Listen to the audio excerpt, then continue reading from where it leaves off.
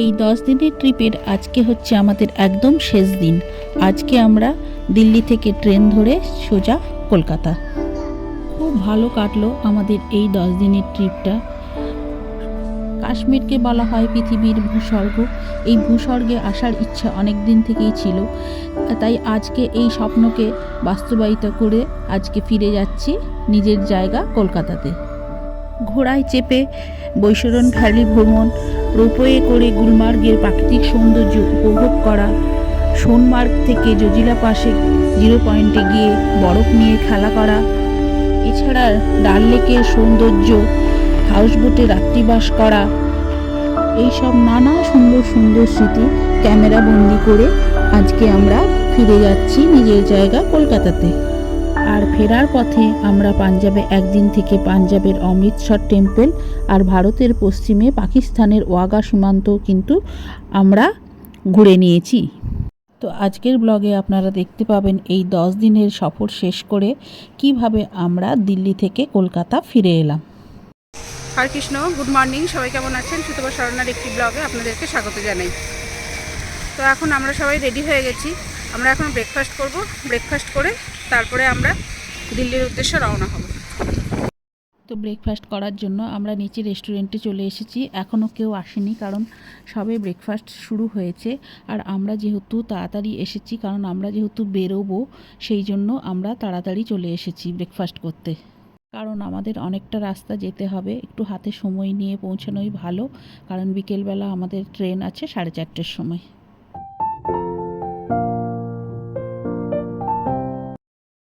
আমাদের ব্রেকফাস্ট করা হয়ে গেছে।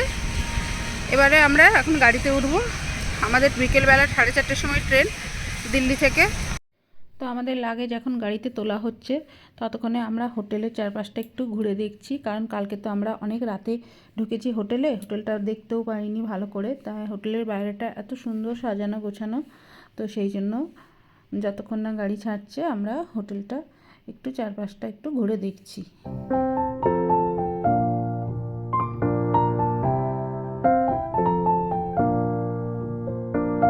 তো আমাদের গাড়ি ছেড়ে দিয়েছে, আমরা এখন দিল্লির উদ্দেশ্যে রওনা দিলাম।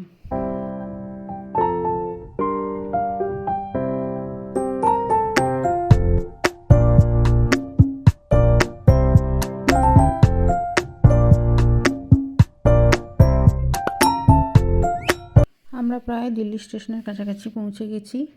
তো অনেক তাড়াতাড়ি পৌঁছে গেলাম, আমাদের হাতে এখন প্রচুর সময় আছে। তো আমরা এইখানে স্টেশনেই আমাদের লাঞ্চ করে নেব, দিয়ে তারপরে আমরা ট্রেনে উঠব।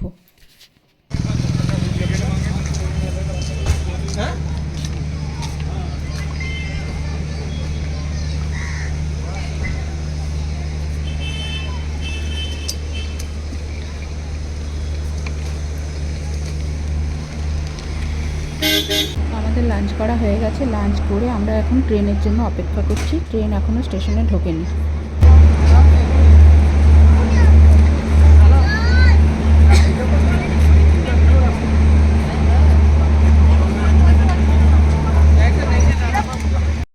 তো ওই যে এবার আমাদের ট্রেন ঢুকছে দিল্লি স্টেশনে, দিল্লি টু শিয়ালদা রাজধানী।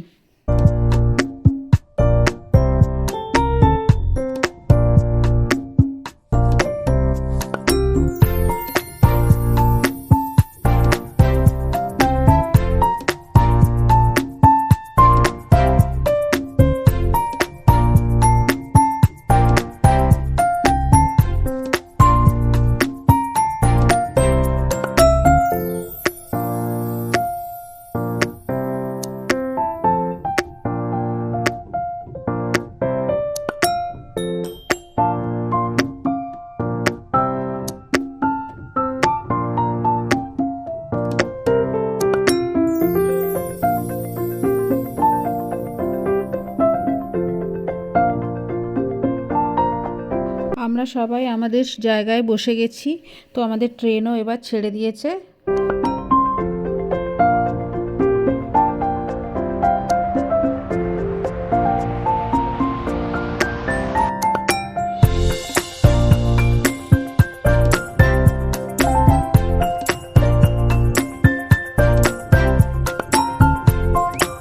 তো এখানে আমাদের ইভিনিং স্ন্যাক্স দিয়ে চলে গেছে।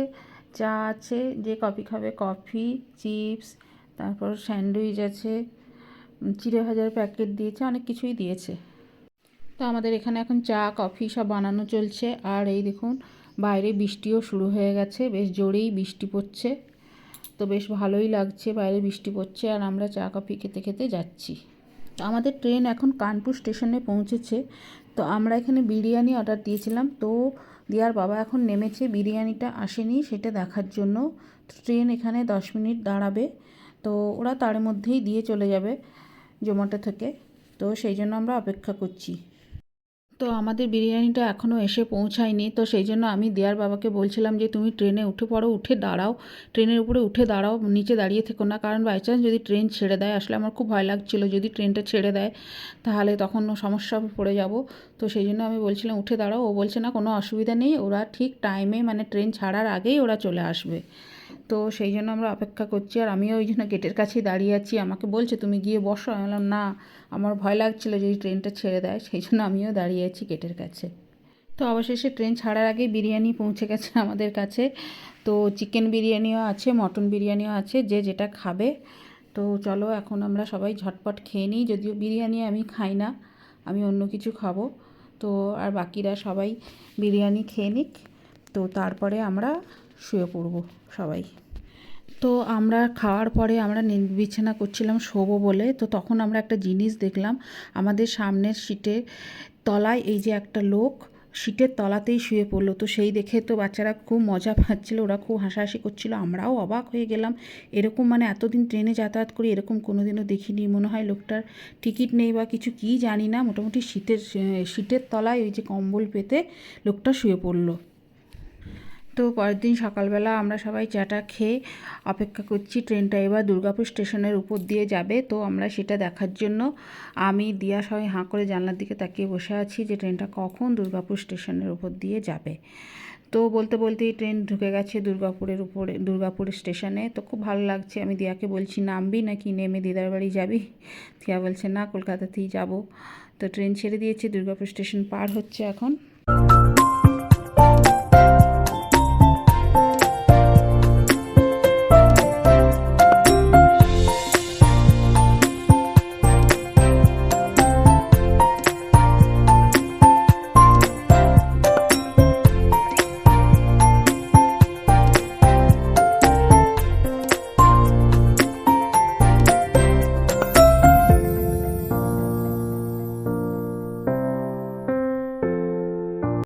এখন আমরা সবাই ব্রেকফাস্ট করছি, বাটার, পাউরুটি, ডিম অমলেট।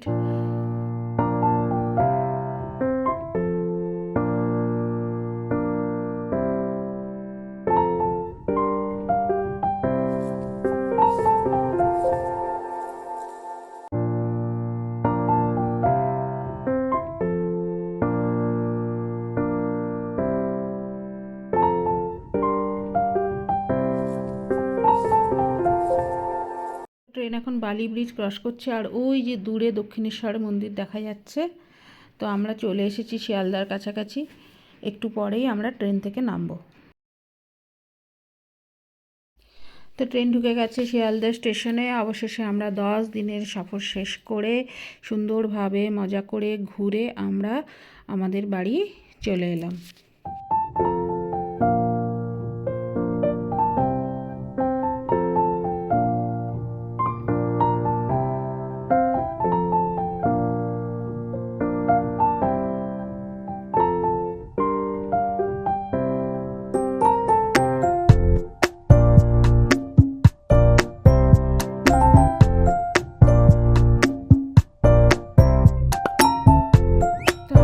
শিয়ালদা স্টেশনে নেমে গেছি, এখন এখানে অপেক্ষা করছি আমরা, কারণ এখনও ট্রেন থেকে লাগেজপত্র সব নামানো হয়নি, সেই জন্য এখানে অপেক্ষা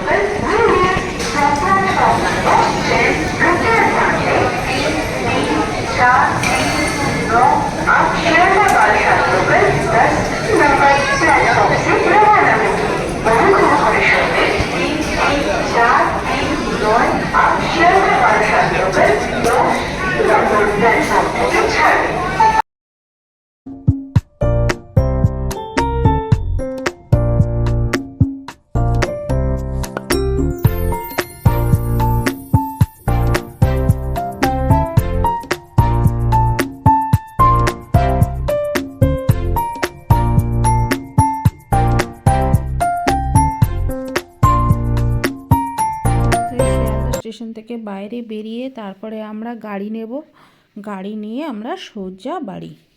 তো আমরা আমাদের বাড়ির কাছাকাছি চলে এসেছি। তো বন্ধুরা, আমি আজকের ব্লগটা এখানেই শেষ করছি।